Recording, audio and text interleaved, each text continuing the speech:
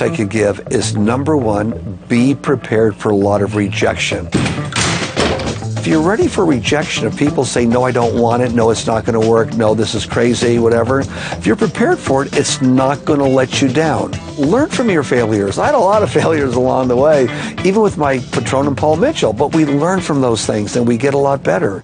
Rule number 2, my personal favorite, be in the reorder business.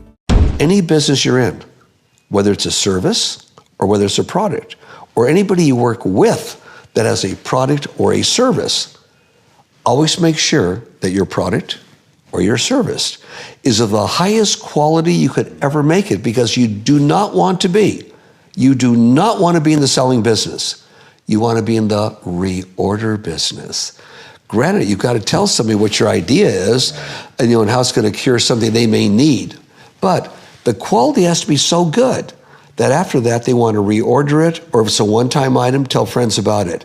And if people think, and whatever they're doing in life, be in the reorder business, whether it's with a personal relationship, whatever you see right now, you're going to see again and again and again. It's going to enhance. There'll be ups and downs. Here's my product. It's so darn good, you're going to use it. We started Paul Mitchell. We had no money, but we knew our product was so darn good that if we got in the hands of enough people, they're going to be reordering it because it was that quality. Service the same way. Rule number 3, go the extra mile. Successful people do all the things that unsuccessful people don't want to do. And if you have to work Saturdays and Sundays or late at night or get up early in the morning, just do it. When I started John Paul Mitchell Systems, I had a few $100 in my pocket. I actually lived in my car for the first couple of weeks. And that $700 went a long, long way. Rule number 4, be a hard worker. I worked most of my life. In high school, there was stewards cleaners.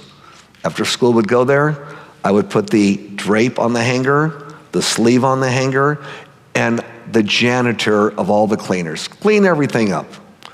I worked for $1.25 an hour. The only reason it was $1.25 an hour is because the steward had to pay that. It was required by law, or he'd be giving me 50 cents an hour. He was a very tightwad guy. So I come in one day after school, and he says to me to go to work, he says, Johnny, come here, I want to talk to you. I said, okay. Talk to the steward, he says, Johnny, I was upstairs yesterday, and I napped after I finished working. I was tired, and I dropped my watch on the floor. I put it on the table, went on the floor, and I went down, I picked it up, and I noticed under the cot I was laying on, there was no dust. I moved the cot. There was no dust. I looked behind the filing cabinets. There was no dust there whatsoever. Zero dust. You really are a great janitor. I said, it's my job to do what I do when I do it, not when someone else is looking. Tightest guy in the world gave me a 25-cent raise to $1.50. Where I went to high school, I was the highest paid kid and maybe adult in the neighborhood. We didn't have a lot of money in those days. What it was if humans can imagine doing what you have to do when nobody is watching you, you're doing as if someone is right there watching you. And in your free time, you're not trying to elongate something. You're doing what you should do without people watching you do it. Rule number 5, be positive. So of all the things in the world that you could say are like the secrets, that being positive is one of the main things that people need to do. How did you happen on that?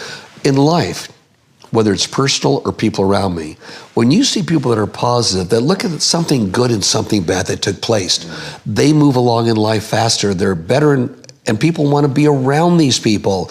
I mean, too often people gossip, then one gossip person wants to be around the other person that gossips, but they don't realize when you gossip, you're saying something you heard about somebody else.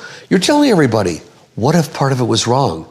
You're gonna go out and tell every person you told this, oh, I'm sorry it was wrong. Tell everybody you told, it's not gonna happen. So it's things you learn about. Don't gossip, don't belittle people if you don't have to. God, please don't. Try and look at the positive angle. What good could come out of something? And that positiveness is gonna make you live longer, happier, and wake up in the morning happy, not, oh my God, I gotta go to work, I can't wait till I get home, I wanna retire, because people were not positive, they were not happy. And what happens when they retire?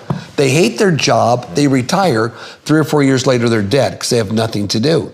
That positive attitude, be around positive people, encourage positiveness. If you find yourself walking around just complaining all the time around people that complain a lot, man, move or just try and do something different, change your life. Being positive and a positive attitude is find something positive and something bad. Makes you look for solutions. When I was down and out, oh, pop bottles, let's get the pop bottles, cash them in. Rule number 6, just be. It's all in the mindset. When you get up in the morning, you do what you normally do. I would eventually say a lot of you here probably turn on your cell phones, your computers, and what's the latest email, what's the latest text that comes in? You start your day off like that. That's your mindset. Try this. Get up in the morning, do whatever you have to do. Don't turn the computer on. Don't turn the TV on. Go right back to bed again. Either lay there or sit there and just bring the universe to you. Here's how you do it. You just be. It's virtually impossible when you first do it because 1,000 thoughts come through your head. We're human beings. So what you do is you're sitting in bed, look at the wall, look at the off TV set, look at the ceiling, look at the door, look at something in the room that gets your attention. And just look at it and just be for a couple of minutes. Not 10 minutes, not 20 minutes, not 2 days, just be. When your mind wanders, find another spot in the room to look at so you're back in present time. Even for a couple of minutes. Now go about your day. Don't think about what you're going to do. For that split few minutes, you're now becoming part of a universe, which is also part of global thinking. Rule number 7, pay attention to the vital few. If I had email, I would be inundated. I choose not to have email or ever turn a computer on. Now, all my companies are state-of-the-art, technologically advanced. If I want something printed out, it's printed out for me. But I do this out of choice. I'd rather make a phone call to you or write you a letter and communicate the way you deserve to be communicated with. And no disrespect to people on email, and I'd be so inundated, my gosh, I'd be on that computer all day long. I prefer to have that personal touch, and it seems to work. With all the companies I have that I'm quite active in, but I have great presidents running most of them. Thank God, I'm very blessed there, right, to take care of the details. But I'm still hands-on in many, many of the businesses here. And I can work better that way. And it goes down to this. Pay attention to the vital few, ignore the trivia many. If I had email, no disrespect, there'd be a lot of trivia on there I'd be answering. I try and pay attention to the vital few and ignore the trivia many. What do you differentiate those two categories to be? Like where would, let's say, your president be and where would like the head of a sales division be? Are they on two sides of that equation? No, what it is if it's one of my companies, you could call me directly. But people know, call me directly if you have to, but don't bother me with something someone else can handle. And they do it. It works really, really fine, works really well. But what's important would be obviously presence of company, anyone that's involved with me, either philanthropically, the main people philanthropically are the main people in my businesses, or places or countries I want to reach out to. If the head of a country will call me, I'll call them right back. You know, things that are very significant. Insignificant are, I'll give you an example. In my life, it has been significant. I'm hit up every month for hundreds of requests. Send me $100, send me $2 million. You have all the money, share it with me. And I don't even touch it. I can't. I'm swarmed. I do so much philanthropy now. Everyone expects that, whether it's a $2 million mortgage or, hey, I want to start a new business, send me $50,000 because you have money I don't, that people should do it. Well, that's not true. I spend millions on philanthropic work, but I do it through our foundation where it really makes sense, not where I have to go through it all myself. So my question is, how do you begin to set up that system so that you have and I'll call it a luxury in some ways, of communicating as you see fit, when you see fit with those key decision makers? Well, for starters, I'm the chairman of the board, of the major companies. So I know detail what's going on from the chairman of the board's point of view. I also know that the people that I've hired can do what they're doing much better than I can. And I know what I need to know, and so do they. So they could pick up the phone and call me, JP, we just did this, or look what we're doing here. I also attend meetings on a regular basis to see where we're at and where we're going, and meet with marketing people, meet with promotional people, meet with our educational people, sports marketing people, to get a hands-on feel for what we're doing, where we're going, and in those really important meetings, I sit in to help make the decisions. Rule number 8, treat people nicely. When I worked for other companies, some of them, not to mention any names, were so bad, they would treat people the old way. I'm the boss, here's what you're gonna do because I'm the boss, right? Or there were times, for example, where maybe I had $1 for lunch. You can't get a lot for $1. So I just knew that that's how I was. And if I had a company that I had control of, by gosh, everyone was gonna be treated the way I wanted to be treated. So the minute we could afford it, everyone had free lunch. Whether you had money or not, you have free lunch. We pay for it for you. Carpool will pay for that. So we started doing things for people that I wish happened to me. Maybe that's part of fate. Maybe because a lot of things along the way weren't so good, that as things started getting good, it was so easy for me to share with our people, so easy to do that. People sometimes don't save money. As soon as we possibly could afford it, we started profit sharing. We're at the end of every year, and we'll take that profit sharing and put it in a retirement fund for you. It's yours. It's yours. If you're here so many years, it goes with you no matter where you go. But it's yours. That's your money. That's really incredible. And how much do you think that sort of golden rule approach has fed into your ridiculously low turnover rate, which is literally almost unprecedented? I mean, that's crazy. True. I try and treat people exactly the way they'd want to be treated, exactly the way I would have wanted to be treated. I'm happy with my people. I realize my people are the company. If my people go, my God, the company goes. People are your company. And they take care of the customer. The customer is always right no matter what. So what do we do so the customer's happier?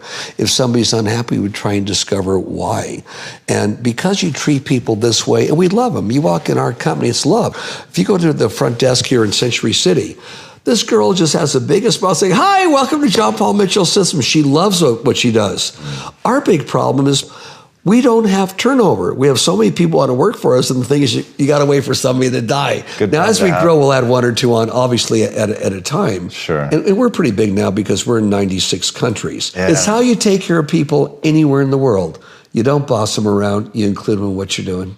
Rule number 9, help others. Growing up, we grew up with little to no money, but we didn't know it. We had a blast growing up because we didn't know we didn't have anything, and it was great. It was okay. There were a lot of moments in my life that were very beneficial, and I think that influenced my life. I think one great example is at 6 years old when my mother told my brother and I to take a dime, put it to this man ringing a bell. It was the Salvation Army, and we had nothing. But she said, "Guys, we could afford 10 cents this year." Salvation Army is for people who have no money and no home and no food. And that's all we could give. But remember, boys, as long as you live, there's always somebody that needs it more than you do. Try and donate a little something. We can afford a dime, but at least we're making a donation. And rule number 10, the last one before some special bonus clips for you, is be an eagle. When God created this planet, He created several species. Now, if you're an atheist, it's okay. Call it the force. Let me just say God for now, so I don't have to say God, the force, God, the force. Let's just say God right now. God creates the planet Earth. And first of all, He creates, which a lot of people in different organizations want, a perfect social economic world where everything is free, you don't worry about a thing, you're taken care of. There's no extra imagination necessary because it's all going to be given to you. So He creates the oyster. He says, "Oyster, I'm giving you a free house to live in. I'm calling it a shell. I'm going to put it at the bottom of the ocean to protect you from your enemies. You have food, clothing, all the food you want, protection, everything you want, the perfectly taken care of while you're in your measly little life as an oyster, but you're not going to go anywhere. You stay there at the bottom of the ocean, but you're totally got your free food, free clothing, free everything you want." Then God created something called the eagle. Eagle, whole different species. Eagle, you want a house, you go out and build it. Take the top of a mountain, take the top of a tree. Go out and build your own house. You want some food to eat? No problem. Go out there and find it, eagle. And the eagle flies through miles in the wintertime of rain, sleet, snow, and wind just to feed its young. Did you know the eagle fails 95% of the time? A total failure. It's so big and cumbersome that when it comes upon its prey, they're wild. They shoot off in a different direction. And it misses. 5% of the time it succeeds. And what does it succeed to do? It succeeded to be the strongest bird in the sky. The only one that we know of anywhere in the world that could fly into the thermals of a hurricane and ride them to have fun. Now the eagle, unlike the oyster, can go anywhere it wants. anywhere it wants. Yeah, it gambles, it does this on its own, but it goes wherever it wants. Now that eagle, and not the oyster, is the emblem of America, and also on the flag of many, many countries. You wouldn't be in this room right now if you weren't eagles. Don't only imagine, start doing